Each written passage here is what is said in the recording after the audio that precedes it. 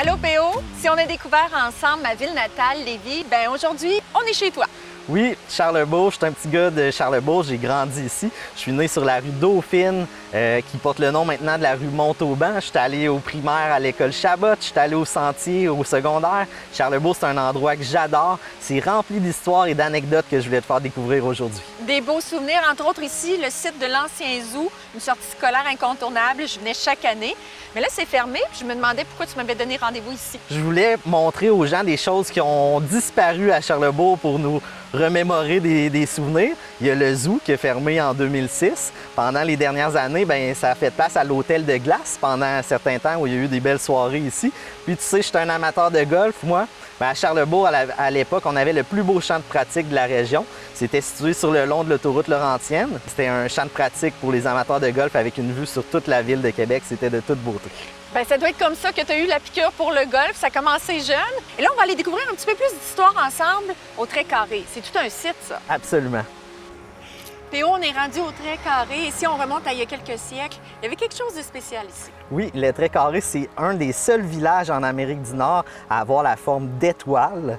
Le Trait Carré, c'est rempli de belles histoires. On peut penser à l'église Saint-Charles-Borromée, au moulin des Jésuites. Bref, on pourrait en parler pendant des heures et des heures. Et si on jasait immobilier maintenant, ça ressemble à quoi ici? Bonne idée. Je suis courtier immobilier, alors on va parler d'immobilier.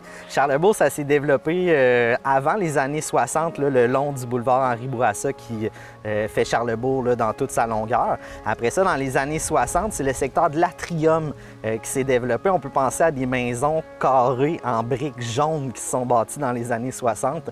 Après, bien, il y a eu un gros boom démographique dans les années 70. Il y a plusieurs maisons qui se sont bâties dans ces années-là. Des bungalows rectangles, souvent avec une façade de briques ou 4 côtés briques. Après, dans les années 80, bien, c'est plus l'ouest de Charlesbourg qui s'est bâti.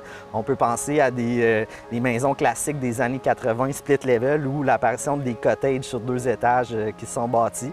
Puis bien, les maisons plus récentes dans les années 90. Maintenant, si on parlait du rapport qualité-prix, est-ce que c'est abordable? Une jeune famille, je veux venir m'installer ici demain?